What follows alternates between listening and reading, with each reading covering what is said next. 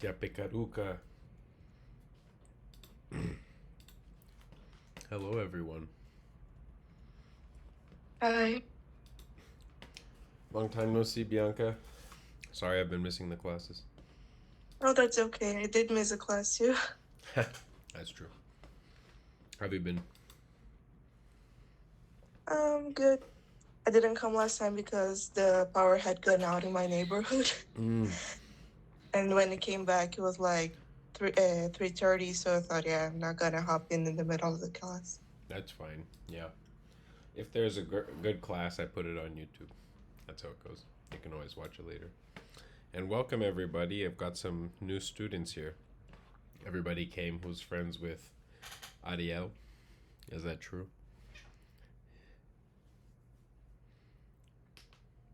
We have Natalia, P-Sax, Joanna. Generally, I have a little bit of more interaction in these classes, so feel free to put your camera on or your microphone, but if you don't want to, no problem. No problem at all. But, if you want to say something or say something in Portuguese, no worries. Let me see. I'm going to open up my picture in picture. There we go. I'm going to share my screen now.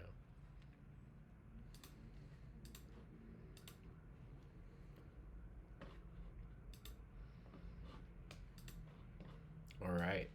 Are we all seeing this? I hope so. I'm going to put this over here so that I can watch your chat. PSAC says yes. Okay, great. Well, I guess if you guys want to introduce yourselves, feel free. You could tell me why you want to learn Tupi, or if you know what Tupi is, or this or that, because I think there's a lot of misconceptions when it comes to Tupi. A lot of people don't actually know exactly what is Tupi, what is Guarani, what are these terms. So if you want to talk, feel free, but otherwise, I'll just go through and give you a little crash course about it. Um, Basically, the language that we study here is called Tupi Antigo, Old Tupi. And so, Old Tupi sometimes is called Tupinamba. Tupinamba are one type of people that spoke Tupi. Basically, this language was spoken all throughout the side of Brazil. Tupi itself is a whole family of languages, which is huge throughout South America. Um, it's very interesting. There's Proto Tupi, there's people who study other Tupian languages, but if you notice, there's one sub tree of Tupi called Maweti Guarani, and there's a sub tree of that which is called Tupi Guarani. And so this Tupi Guarani family is this huge family of all these different languages you see here. It's a sub branch of the whole Tupian family. So Tupi itself is a really vague term, but because this language that we learn, that we study here in this class, happened to be the language that was most spoken on the coast of Brazil during the colonization period. It was the lingua franca spoken by even indigenous groups that were not Tupian speaking people, because they were either catechized. I don't know how to say that. But the Jesuits got to them to try and teach them about Christianity. When the Jesuits did that, they always used Tupi. Um, and so basically, as a result of that, these general languages developed in Brazil. There was a northern one and there was a southern one. So the northern one became what we know as Nhangatu, which is a language that still exists today. It's still alive.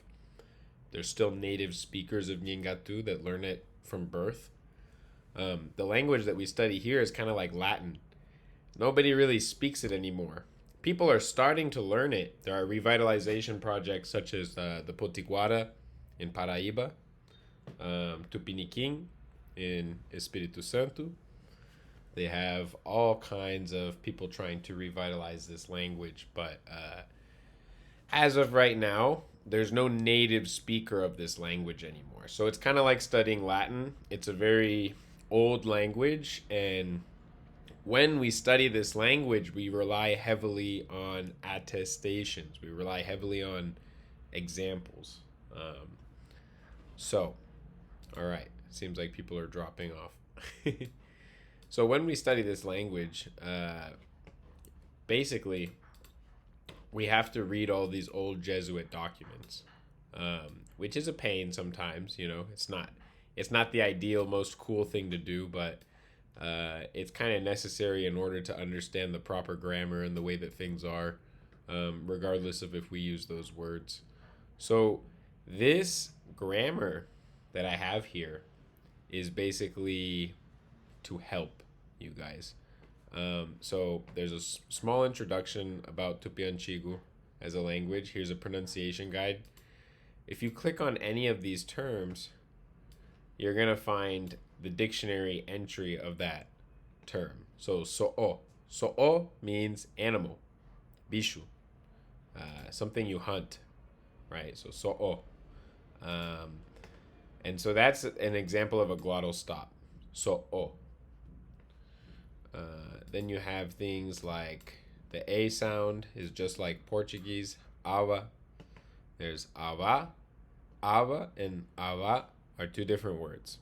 It's important to recognize that. So this means a man or an indigenous man, whereas this means hair. Ava, my hair. Ava. So you can go through this and you'll learn a few basic words. You'll learn, you can click on these sounds Karu, and it'll basically Popeswara, pronounce the word right over here. That way you can get an idea as to what exactly that sound is supposed to make. Once you have a good idea on that, you can start to learn about the concept of roots in Tupi. So Tupi is a language where the difference between a verb and a noun and an adjective is very non-distinct. You know, there's sometimes a root can act like a noun, sometimes it can act like a verb, but the roots do have three different inherent qualities to them.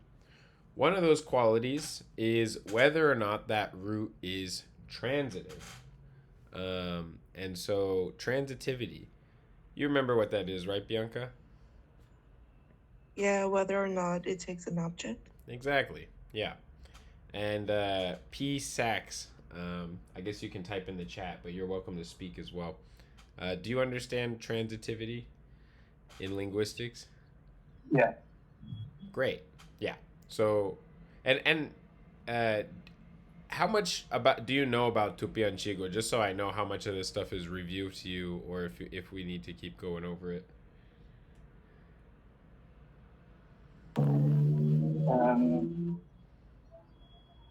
uh, I've studied it 4 months, 4 months? 7 years ago. 7 years ago. Okay, okay. All right, no problem. Let's keep going then. So the transitivity or intransitivity of a root is very important. So um, if you look at this word right here, it's alsup. Alsup. Alsup means to love something, to want it to be good. Alsup. This is an inherently transitive root, which means anytime I use it, I need to give an object.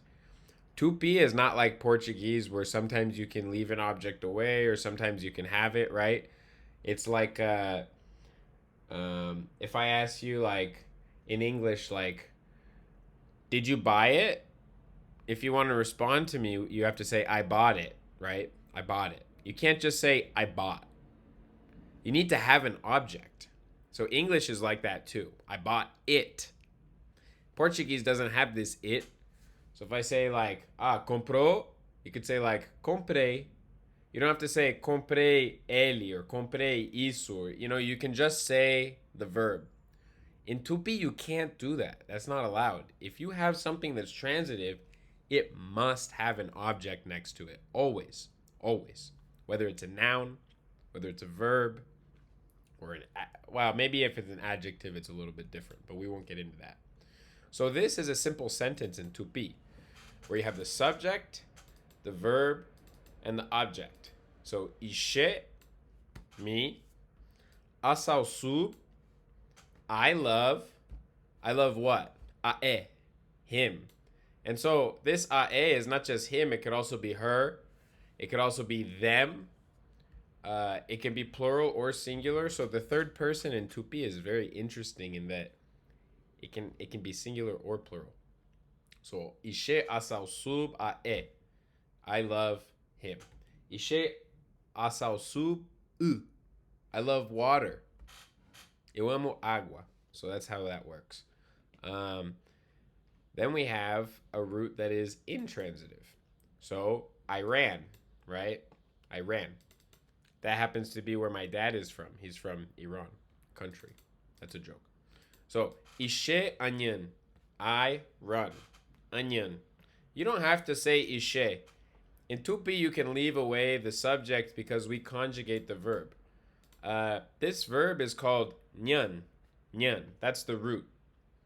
But when we want to say I run, we say anyan.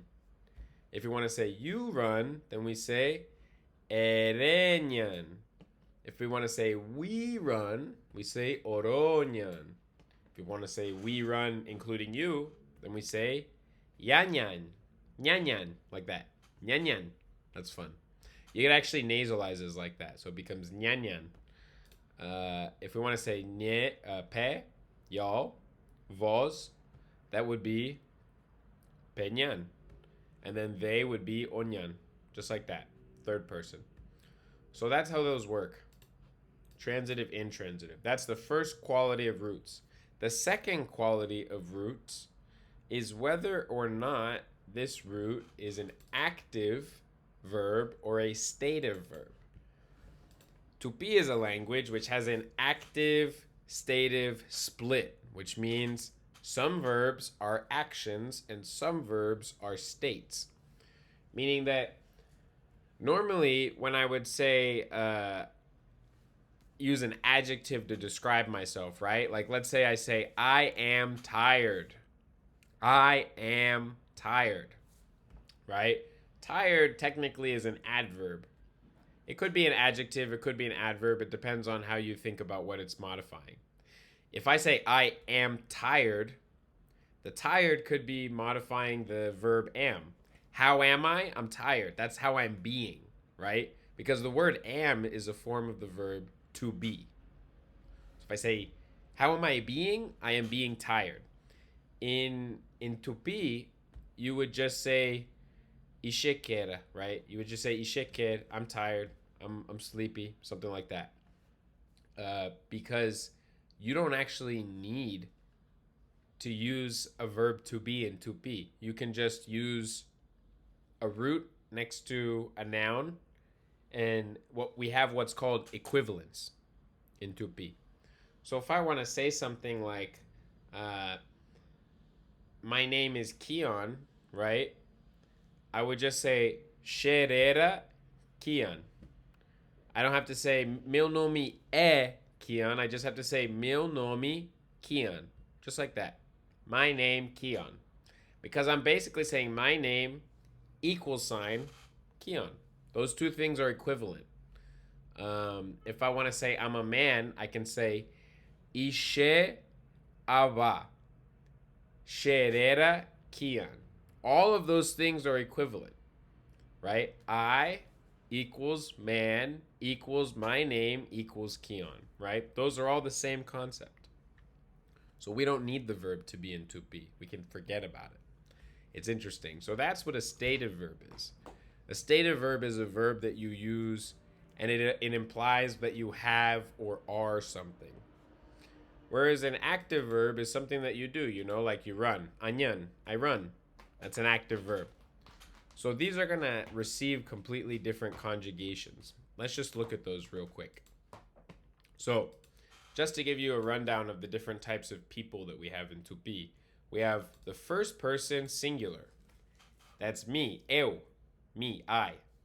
Eu, ishe, ishe.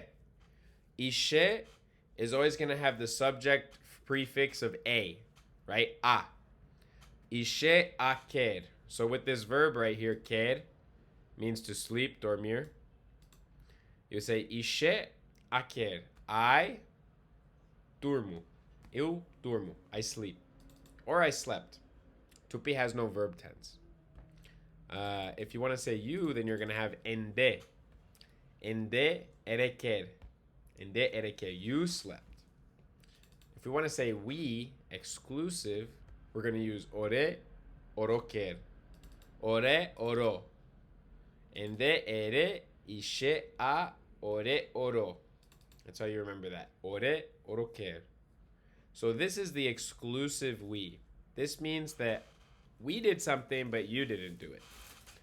That, I always think about it as like the Mean Girls, Mean Girls movie. It's like, oh, you can't sit with us. On Wednesdays, we wear pink. Not everybody, just us. Not you. We wear pink, not you. So that's ore. Then if you go to yande, this one is a little bit more inclusive. This is a nicer we. This is saying all of us, including you who I'm talking to, right? So if I talk to you, I say, ore oroquer. I'm telling you that we slept. I don't know about you, but we slept. If I say, yande yaquer, I'm letting you know that we all slept, including you. I saw you sleep. We all slept. All of us. Even you. So that's a big difference between ore and yande, which we don't have that in Portuguese and English. If we say nós or a gente, neither of these words really lean one way or the other. Nós could be inclusive or exclusive. So could a gente. It doesn't really help us there. Same with we and us and let's in English. It's like, oh, we're going to the party later tonight. If someone tells you that in English, it's like, you don't know if you're invited. Say, oh, we're going to the party later tonight. I don't know if you invited me. I have no idea. I've got to ask. That's embarrassing. Has to be explicit, It makes it ambiguous. It's like, was I invited to the party? Whereas in Tupi, you know. You know whether if they say ore, oroso, ñemosaraya, me, that means we're going to the party, not you. But if we say yande, yaso, ñemosaraya pe, that means we're going to the party, including you. So that's how you invite people or don't invite people in Tupi. So the next voice that we have is pretty clear. It's just like vós, vocês, you, y'all. I wrote y'all because in English I think that's pretty clear that it's more than one person. Although there are some interesting linguistic cases in English where you can use y'all in the singular, but that's very regional stuff. So pe, that's how you use the subject pronoun, and then the prefix is just pe, with no nasal. So the first one has a nasal on the second E, so it's pe, pequer. Just like that. Y'all slept. You all slept. Y'all slept. And then they. They is here because they can be singular or it can be plural in English, just like in Tupi. In Tupi, there is no difference between singular and plural when it comes to the third person.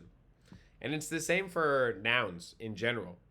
If I say I have a cat in Tupi, you don't know if I have one cat or if I have various cats, if I have multiple cats.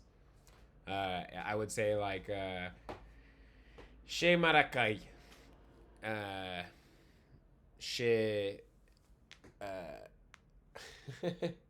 my cat is over here. Maracaya is cat. Jaguarin could also be cat. Jaguara is onça, right? Jaguar, jaguara. And then we can call them jaguarin, little jaguar. Jaguara mirim, jaguarin.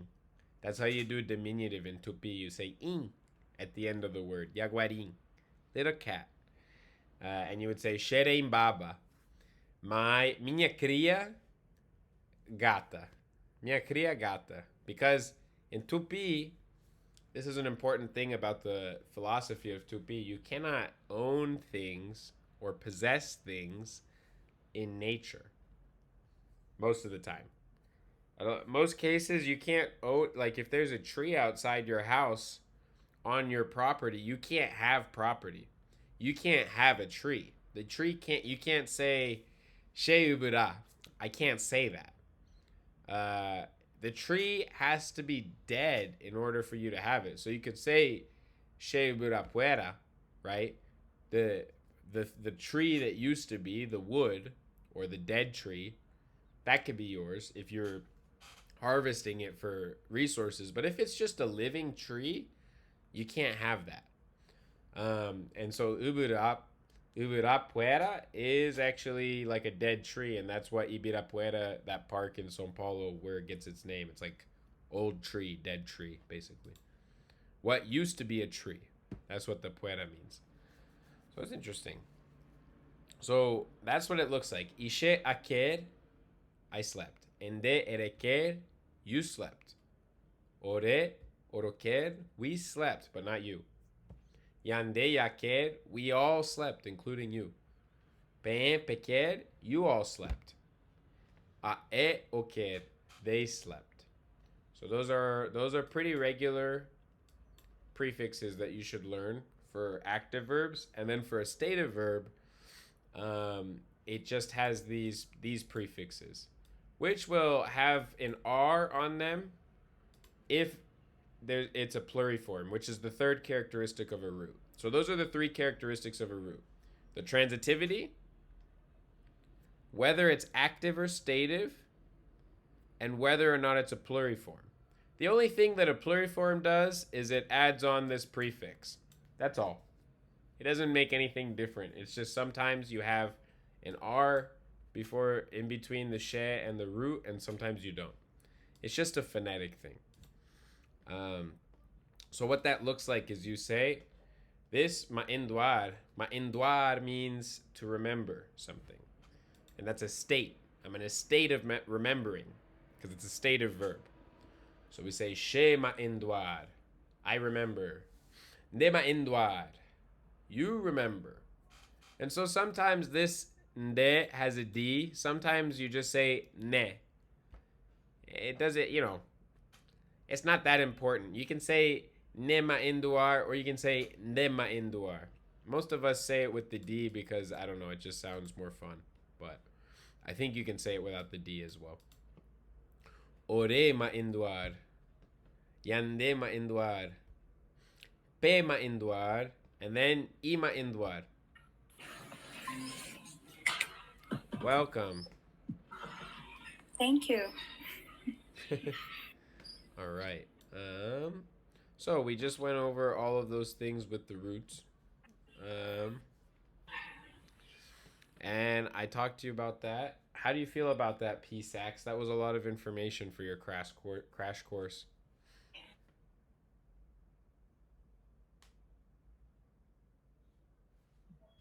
Fine. Fine. All right. Perfect. And how about you, Bianca? Did you already knew all that stuff, huh? Or did you feel like you needed to hear that? Yeah, especially about the oh my god, the stative and active part. I felt like was a good revision for me. Okay, great. I'm glad we talked about it then. Let's see. We just got Tamires Silva. Yeah. You want to introduce yourself? Why are you learning Tupi? Um, yeah, my name is Tamires. I'm from Brazil, and I have known a few people back in the city where I used to live in São Paulo state, where there were two tribes. They would speak Tupi. So I I was always a curious person, not only about learning new languages in general, but to learn about my own culture, the history of my country and also because of the people that I've known that were part of that tribe. So yeah, it's more out of curiosity. Okay, great. Yeah, I think probably if it was in São Paulo, it's more likely than not that they spoke Guarani Mbla, which is a language which is still living. Because the language that I teach here is very similar, but it's not Yeah. the same and it's a dead language, kind of like Oh Latin. yeah. Um, Yeah. so I have yet to learn Mbla. I do want to one day, but I'm still learning this one. But I'm happy to have you. It's just like learning Latin if you're learning Spanish or Portuguese. It can help you a lot to understand some concepts of these other languages, which I think oftentimes they don't describe them because, some people who are native speakers of these languages, they don't think about it from a grammatical standpoint. Um, which can be a good thing and a bad thing, right? It's good to just be able to speak the language, but also when you're trying to teach other people, sometimes you need an explanation for things. Um, and so with Tupi Antigo, we actually have quite a lot of explanations here. You just missed it, unfortunately, but I am recording it, so you can go back and watch it when I post it on YouTube. But I just talked about, a little bit about this. This is my grammar. It's this website which you can find inside the WhatsApp group description, kionchic.io/nyenga. Nyenga means speech, language, word, something like that in Tupi, words. So that's why it's called Nyenga, means word in Tupi. Um, so you can use this website as basically a tool for you. When you study Tupi, you have to think about the fact that this language has been dormant for many, many years. So when we go look in the dictionary, for example, does anybody have like a place name or an animal name or something that you're like, I think that's indigenous, but I don't know? Like, let's look it up in the dictionary because I want you to get used to in your daily life seeing a place name, a company name, some product, some animal, and you say, is that Tupi? And you type it up in this dictionary, and I bet 90% of the time you'll find out that at least part of the name is. And it's pretty cool. So we should try it right now. Does anyone want to shout out a name of some place? To you. How do you spell that? Tu,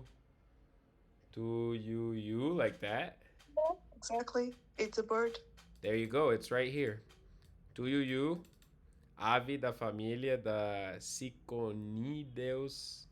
Yeah, pretty interesting. And so you can see, I'm still adding some of the lesser known roots, but if you click here, I'm expanding this. We're actually going to go to the source material. So this is Vocabulário na Língua Brasílica. This is a very important source dictionary for us. In this dictionary, it's all standardized by Eduardo Navajo, but he's citing this page. And so if we go in here and we look here, we should be able to find Tuyuyu right here. Cegonha. Tuyuyu. Which, what does that mean? Like, Cegonha? Blind? What is Cegonha? Is that another name for it? For the bird? No, they're different birds. They're different birds. So, see, it's interesting to look at this because sometimes the dictionary is wrong. So it's nice to have the source here. You can kind of look at the perspective of see how do we study Tupi? We go all the way back to these sources and we look at it. Go ahead, Tamires. The, they are the same family. I think maybe they would call cegonias tuyuyu also. Yeah. But we nowadays we call only the ones in Pantanal tuyuyu. Ah, interesting. Okay. We call cegonias if they are white or gray, and tuyuyu if they have black head with a red thing on the neck. Okay, good to know. You want to say something, Tamires? Yeah, maybe to maybe there is something about the meaning I mean the mythological meaning of the bird, because cegonha is the bird that brings the baby. Like when the I child see. asks It's a its stork. mother, That's what we call it in English. yeah, something like that. Like when the kid asks, "Where are the babies from? Where do the babies come from?" And the mother, if she doesn't wanna be explicit about the origins of a baby, I she can see. say, "Oh, cegonha So, brought you to me." yeah, I think what's more likely is that these dictionaries were written by European people, so they have a concept of how to translate it into Portuguese, and so they probably look at it and they say that's close enough to this. So I'm gonna just gonna write that down, and I'm sure Navajo was smart enough to say, oh no, that's not a cigogna, that's a different thing, because he also cites this, which I don't have this source yet. Eventually I'll get this source and I'll put it up here. But it's interesting to look at it, isn't it? We can see the different ways that people interpreted. Does anyone have another word you want to look up?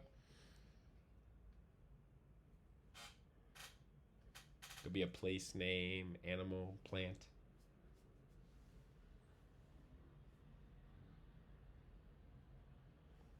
I'll try one. Pipoca. Pipoca is a fun word because it comes from pira. Pira means pele, not to be confused with pira, right? So pira is like fish, peixe, like piranha. Nha means dente. Nha, nha, nha, dente. Piranha, peixe dentado, fish with teeth, piranha.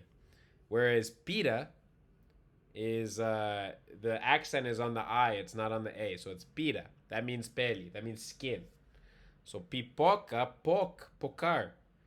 Does pocar mean anything to anyone? It means to explode, to pop, to estourar.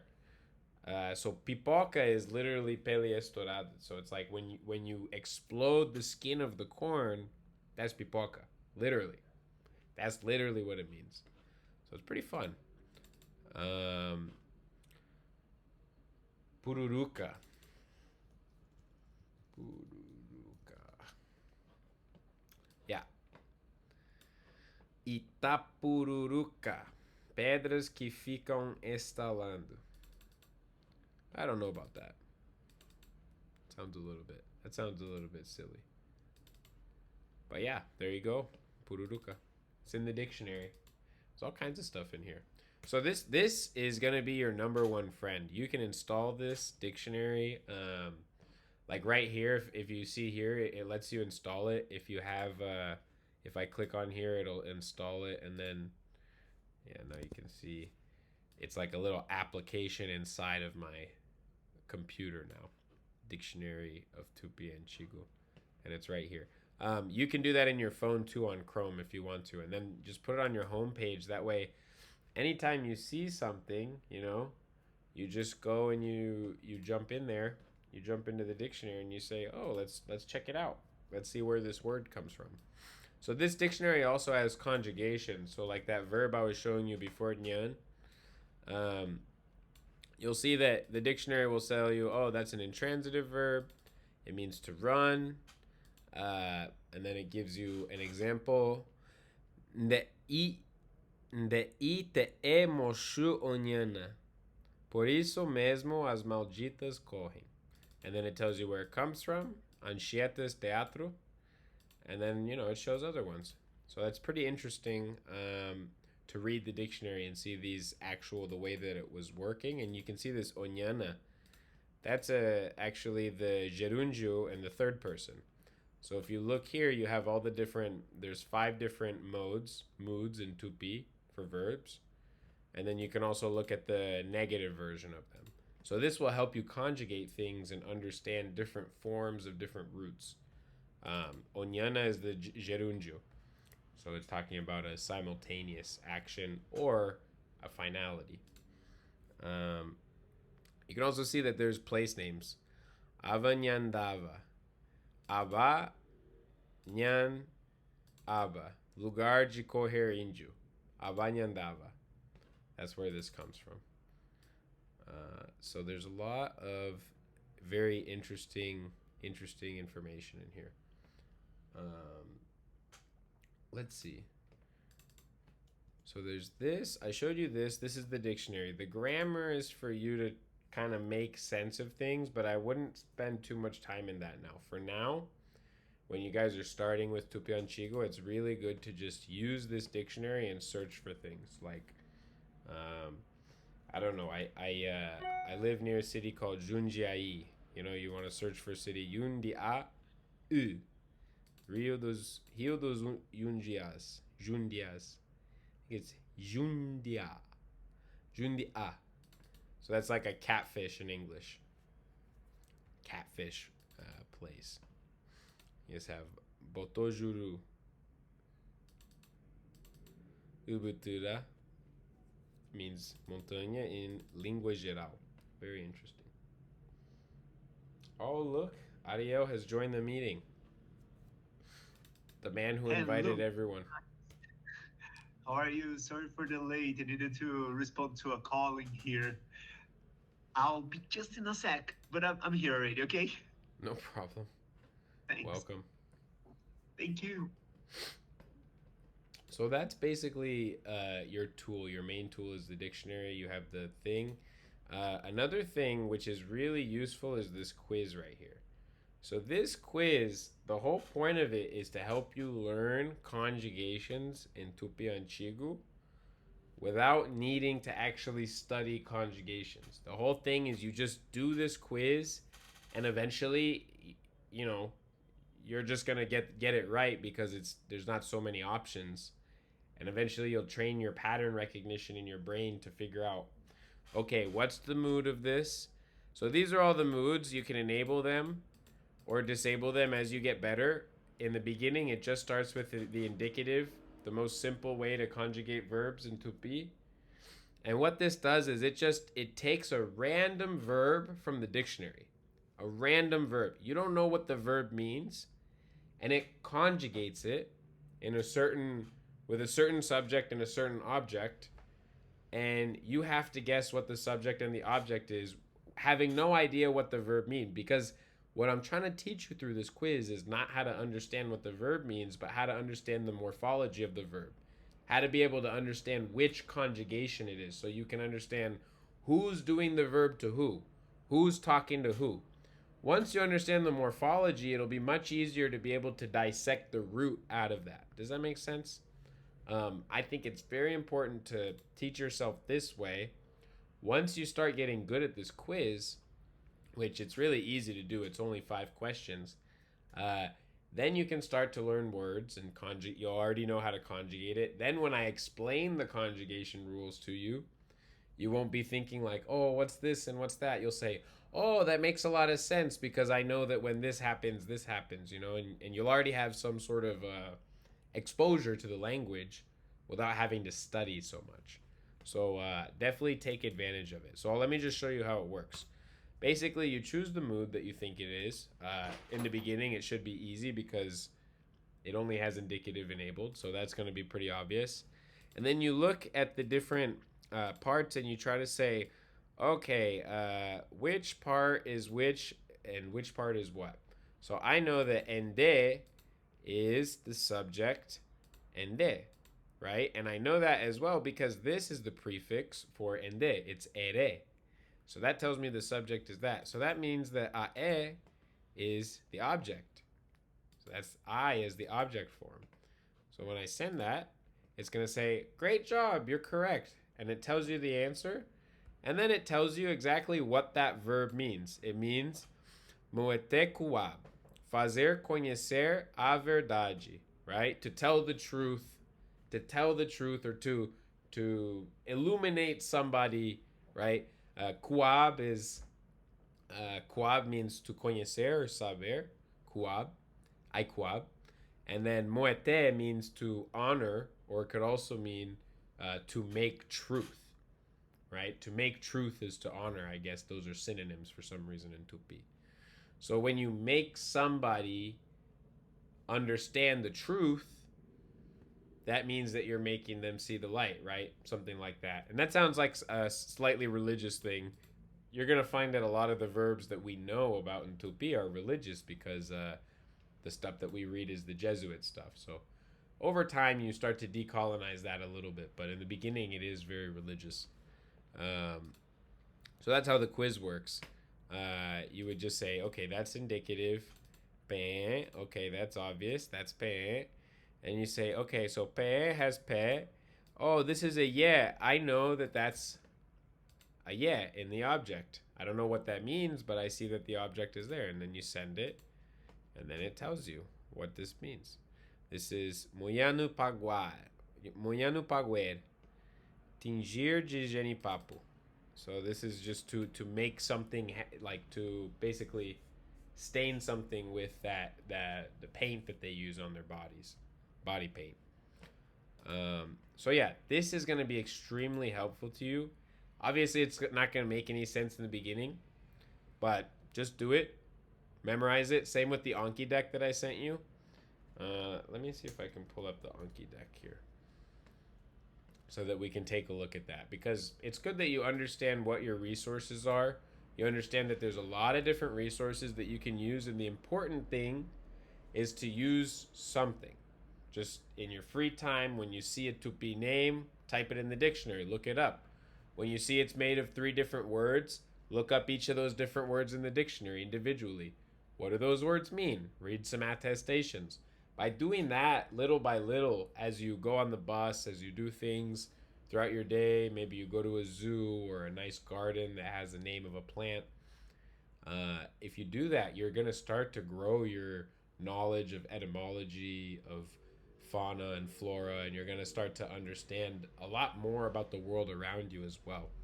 You know, because most of the things in this country, in Brazil, are named after things in Tupi. Like most of like the plants and animals and places, like the physical things that we talk about and see, it's all Tupi. So it's a very useful tool to help you understand the country a lot better. So this one is Tupi Básico. This is the one that I want you guys to study. Basically, the way that this Anki works, it's a free platform. You download it on your phone or your computer and you make an account. It's free. And then it synchronizes your progress. So if I can start studying here, and if I don't have time, I just click this sync button here, and then it'll sync with my phone. And then I can get on the bus and I can continue on the bus and sync there and do that later. It's just like reading on a Kindle with your phone and the Kindle and all that stuff. It's really super useful. And basically the way this works is it's a time, space, repetition platform. Let's see. It seems to me that Tupi is very related to natural sounds. Yeah, you could say that. You could say that about any language, actually. There's a big, linguistic theory. Obviously, it's just a theory, but that languages tend to evolve based on the environments that they're in. So, for example, Tupi, having been in a jungle, or on the coast in the Mata Atlântica, right? In those areas, maybe vowels were more important to cut through the trees. Whereas in a place that's maybe more deserted, maybe consonants or clicks might be more interesting because they travel further based on the terrain. So there's a lot of things that talk about how the nature influences the sounds in languages, but those are things that we can't really prove so much. We can only kind of make broad theories about them. But yeah, super interesting. So the way that this works, El Camino, you would basically type in just the first person conjugation. The point of the Anki deck is not to teach you grammar at all. No grammar. There's 0 grammar inside of this Anki deck. It is to help you memorize vocabulary. Okay? So this quiz will teach you how to conjugate verbs. It will not teach you what they mean. It'll teach you how to conjugate. This Anki deck will teach you the vocabulary that you need. When you lock these two things together, you can start to build sentences. So, for example, El Camino. Let's say you're doing this for the first time. You have no clue what it would be. I don't care. I want you to guess. Just always write something, because the act of typing something in or writing an answer, it's what starts to go into your brain. So we can see that el camino in Tupi is aguata. Aguata. I walk. Aguata. So you're always going to see this in the first conjugation for eu. That's how I put these into the vocabulary. So I got it pretty correct. Basically, what you're going to say is you're either going to say again if you got it wrong, hard if it was hard, good if you got it right, or easy if it's something that you would never forget in your whole life. You're like, I would never forget that. I know that in my heart. You click easy. And so I'm going to click easy because I know that. So it goes to the next one. So this is going to do Portuguese to Tupi and Tupi to Portuguese. You need to be able to go both ways. You need to be able to say, how do I say el camino in Tupi? And you have to be able to say, how do I say aguata in Portuguese? You have to go both ways. Does that make sense? So this one, ai moang. Ai moang. You'll notice that a difference between this verb and the last verb is that there's another element here. This tells you that it's a transitive verb, and the fact that it's an I tells you that it's not pluriform. So those two facts are stuck. They're snuck into this vocabulary. Those are additional things that you'll be memorizing as you do it. But I'm hoping that the way that I wrote it in here will make it really second nature for you to know whether or not it's pluriform. If it's pluriform, which that just means that this I will be an S instead. That's it. So if it was pluriform, it would be asmoang. But if it starts with this consonant, it'll never have that. So aimoang means eu o penso. Eu o acho, right? Something like that. I think about that. I think that. And I put o here because I want you to remember it's transitive, right? There is an object. You always have an object. Eu o penso, right? We can't just say eu penso because we need to have an object with this specific verb. You say good. And now this one, ai pusuk. Ai pusuk. I'm going to try to add sounds about this soon. So ai pusuk, this one would be pusuk. You can tell that it's transitive because it has the I, and it's not pluriform because there's no S. So that means eu o prendo. Eu o pego, right? I grab that thing. I grab it. Then you could say good, right? Now this one's interesting. Oro nyo mongeta. So this nyo is actually what we call a mutual object. This is like a third person object, but what it means is that what we're doing it to each other. So if we say oro nyo mongeta, this mongeta means to have a conversation. This oro means you and me, right? We. Not you, the person I'm talking to, but me and somebody else. Oro. And then the nyo means we're talking to each other. So oro nyo mongeta, we talk to each other. Nos convers. What would I say? Conversamos. Nos conversamos. That sounds really weird, but that's kind of what that means. We're conversing between each other. An interesting thing is that in Tupi, if I make this reflexive instead of reciprocal, that turns into a thought. So if I say Anye mongeta, nye is reflexive. That means I am talking with myself. That means I'm thinking. So that's another way of saying I'm thinking. Anye mongeta, I'm thinking. Transitive. That's an intransitive verb. So that's a way of saying I'm thinking, not about anything specifically. Whereas the other one was aimoang, that means I'm thinking about something. A little bit of a difference there. So that's basically how you're going to use this. Are there any questions about this Anki deck or the quiz or anything like that? Or is it all pretty clear? Can I say something? Yeah. It's really important for people who are iPhone users. Let me just open the camera here. That I don't know if you said before because I just arrived, but for those who are iPhone users, you may find some difficulty or the charge because the Anki in iPhone is charged. But you can also use Safari or Google Chrome or a browser to use Anki. without needing to pay for the app. That was all. Correct. Yes. Yes. There is an app that you can pay for if you want to use Anki, but if you don't want to pay, you can just use it in your browser on iPhone. Android has a free app, and Windows, Mac, if you want to use it on your computer, iPad, or other things. iPad probably has the same issue as an iPhone. Then those things have free apps. It's just iPhone that you have to pay for whatever reason. But I Yeah. swear, it's an extremely useful thing. I mean, you can see all my decks. I have Persian, Japanese in here, and I have a bunch of stuff for Tupi because I'm always trying to make new decks for Tupi. Go May I have ahead. another? May I do another question? Yeah, go for it. I tried to download Anki yesterday, but I couldn't find a nice app for Windows. Do you recommend someone, or do I use the browser too? An app for what? App for Anki on Windows. On Windows. Yeah, I'm not sure. I would just say, you know, did you already download one and it didn't work? yeah. I tried one here, but it wasn't that good.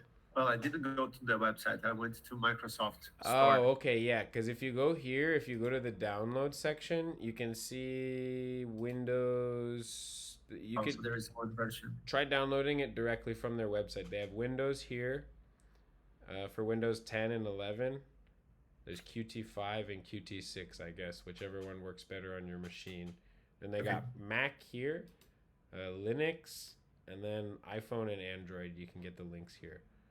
But yeah, it's all completely open source. And if you guys are ever learning or trying to memorize something, it doesn't have to be languages, it could be anything. Say you're a doctor, you're trying to memorize all the bones in the body or something. Like this kind of software is really useful for that kind of stuff. I've seen. I don't know who's told me, but do you know that nerd that always got an A grade? That's because he was using flashcards. That's because he was using Anki. So do it.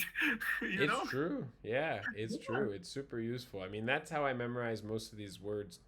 My but this basic deck, it's really basic. There's really just like 32 words in there, and they're all verbs almost. I started adding some nouns, but I'll send you guys some nouns soon. But I think verbs are the most useful thing to learn because for the beginning, it's okay if we start to talk and use and make sentences using Portuguese words. And like if you forget a word in Tupi, just say the Portuguese word. The important thing is that you start to try to think, you start to slowly shift your brain to think a little more in Tupi, with Tupi grammar, with Tupi verbs, prepositions, postpositions. Sometimes we run into a noun like, how do I call this in Tupi? Like I will have to create a word, and I will have to hope that you, as someone who also studies Tupi, has enough vocabulary to understand what I'm trying to talk about based on the context of our conversation.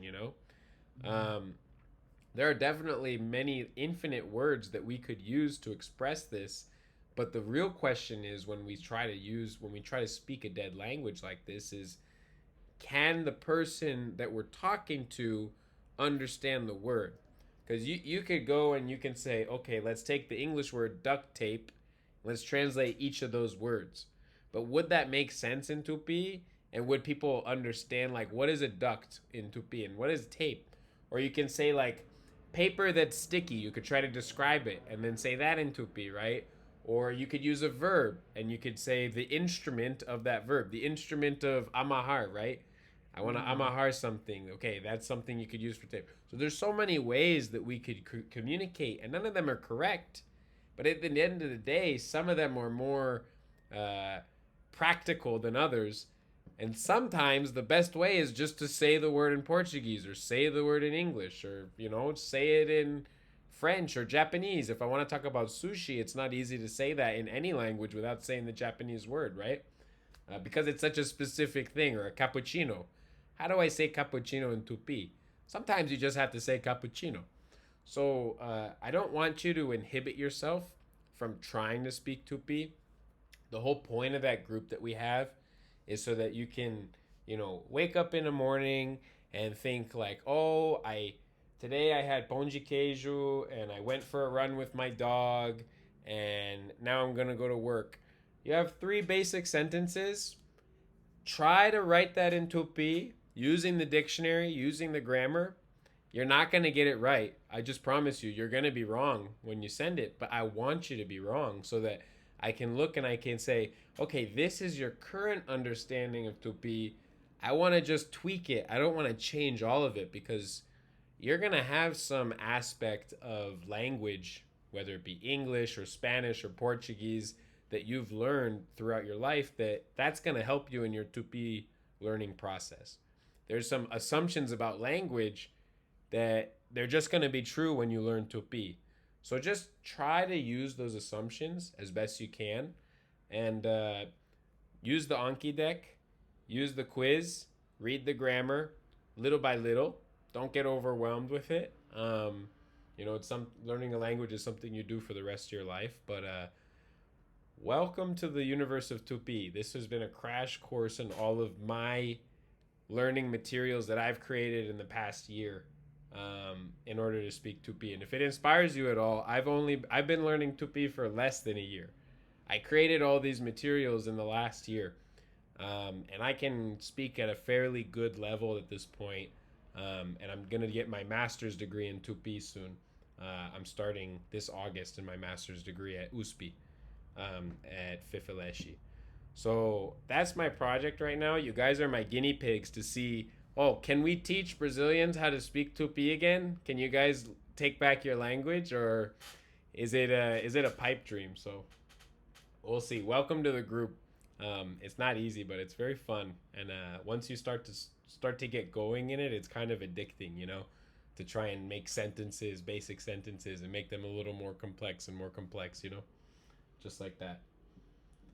I totally get it. Addicted to language learning. Yeah. You were talking about the duct tape. In Japanese, it happens that because for example, for knife, they have a word in Japanese for knives that is a very huge word. I don't remember, but they use knifeu, which Yeah. is like a way of speaking, American way of speaking in Japanese. Yeah. It's interesting, very interesting.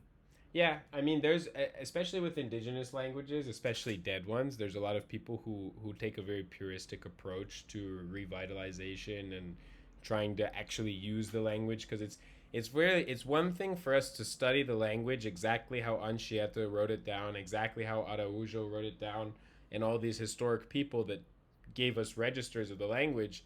For us to follow that in a very puristic approach in order to recreate, examples of that language is one thing, but the thing is that language isn't like that. It changes over time.